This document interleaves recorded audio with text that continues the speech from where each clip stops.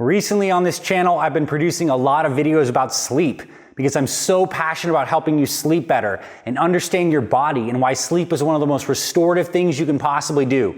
We produced some videos about melatonin and how that's a master anti-aging, regeneration, immune system hormone.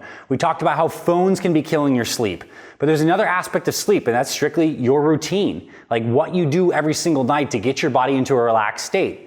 And sleep is a little bit complicated in the sense there's a physical aspect, like there's physical and physiologic changes that happen in the body to prepare for sleep. There's a mental and emotional aspect, like what did you process for the day? What thoughts are still going? And then there's an environmental aspect, like what is your room like? What's the temperature? What's the light situation? What's the noise? And we need to optimize all of these. So this is my 3-step sleep checklist and routine I want to walk you through right now. And I promise you this, if you just optimize this end of your day, this sleep habit and routine, you are going to impact your health massively. This is one of those small leverage points. When you nail this, the ripple effect is tremendous because when you sleep better, you're going to have a longer life, stronger immune system, you're going to be happier, and that just makes your whole life a lot more valuable and a lot more beneficial.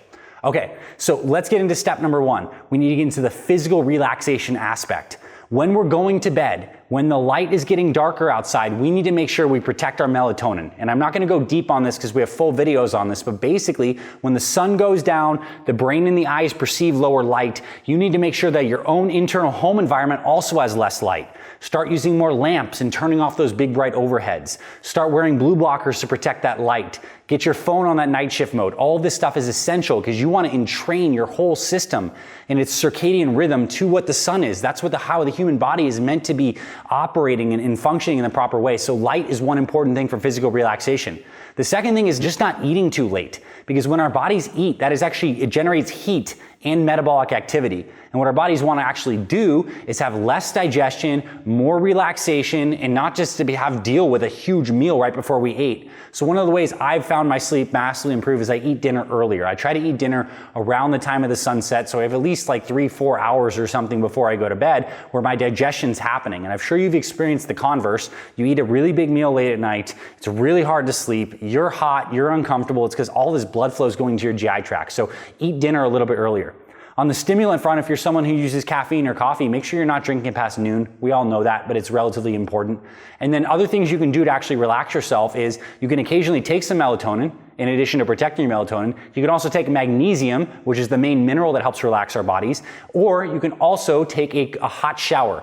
So hot showers are amazing because after you take a hot shower at night, your body actually does this heat dump where it releases that excess heat from the shower and cools your body temperature down to an optimum area for sleep. So that's the physical aspect, which I think many of us have some routines, but I suspect one thing you could do better is watching your light.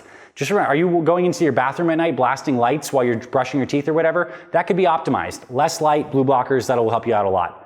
Now, the second aspect is the mental emotional part, which I think is probably even more challenging and more important for many people.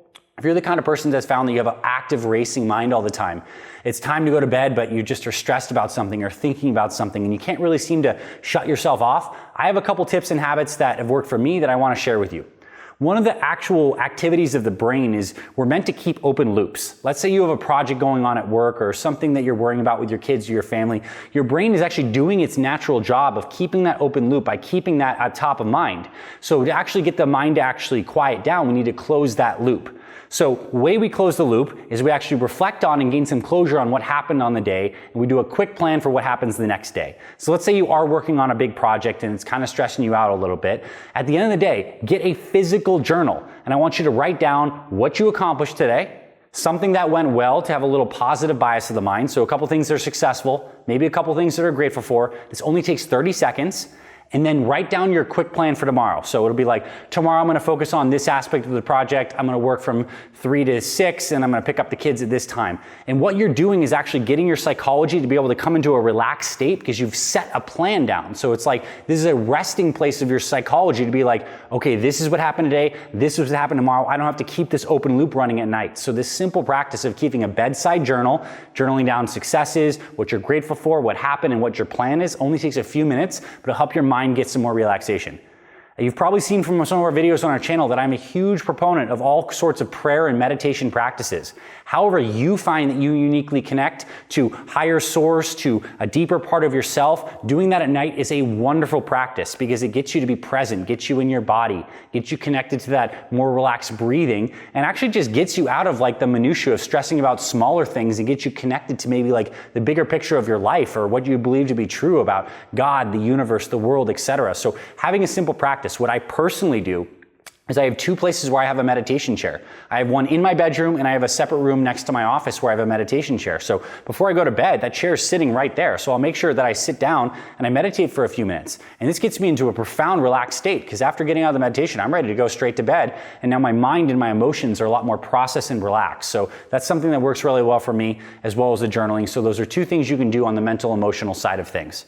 Now, the third aspect is your sleep environment, and this is super critical. We've talked about the light in your eyes, but here's the facts. If you have a room that's just strictly too light, there's too many blinky, flashy things, there's ambient light coming from outside, let alone if you make the huge mistake of having a TV in your room that's playing late at night, devastating, blasting all this non-native light in the night, disrupting your sleep, like this is something we massively need to optimize. Now, one way to control the light, if you don't have a perfectly dark environment, you can obviously get the blackout curtains if that's possible, but just wear an eye mask. I wear one every single night. It's on my nightstand. I have an eye mask and some earplugs because you also want it to be quiet at night. I'm not saying this is exactly what will work for you, but I'll tell you, for me, when I started wearing an eye mask and earplugs at night, it is a game changer for my sleep. I can still hear an alarm in the morning. I can still hear things going on in the house. It just kind of like brings down the decibel volume, and then the blackness of the eye mask makes it a lot easier for me to fall asleep. Plus, you can take it anywhere when you travel, and it kind of is a little consistent through line about helping you get good sleep wherever you're at. So I think that's really good. And then the final thing is you want a cool environment. Heat equals metabolic activity for our bodies. When we exercise, we generate heat. When we eat food, we generate heat. At night, we want to be more cold. The temperature of the body actually drops at night. This is a part of the natural circadian rhythm of the body. So we want to have a more cold environment. There's a couple ways you can do this. At the time of filming this, we're going into the fall and winter season. It's getting colder outside. Maybe you can crack a window and get a little bit of that cool air to come in.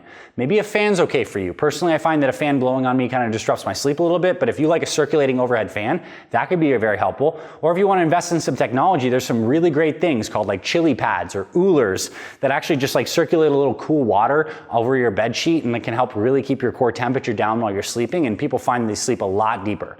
Now, the ideal ambient sleep temperature is around 60 degrees up to 70 degrees of the high side Fahrenheit. Somewhere in there is going to help you get the best amount of sleep and actually be in that proper environment. So probably making your room a little bit cooler is a good idea depending on the season. So the 3-step routine, the physical relaxation, the mental emotional relaxation, and then optimizing your sleep environment. You focus on these things and find what works for you, the dividends are going to be absolutely incredible because you can do all the other things in the world, but if you're not sleeping well, your body's in a chronically stressed state. Stress hormones are high, the nutrition that you're focusing on is not going to work as well, your body's not going to regenerate and recover as much. Sleep is foundational for human health. The people who live the longest typically are good sleepers, so you can do a couple things in this video to help you improve your sleep. Now, if there's other things that I didn't mention, obviously it's not the full extensive list, just some stuff that has worked for me, please comment below and let us know what works well for you.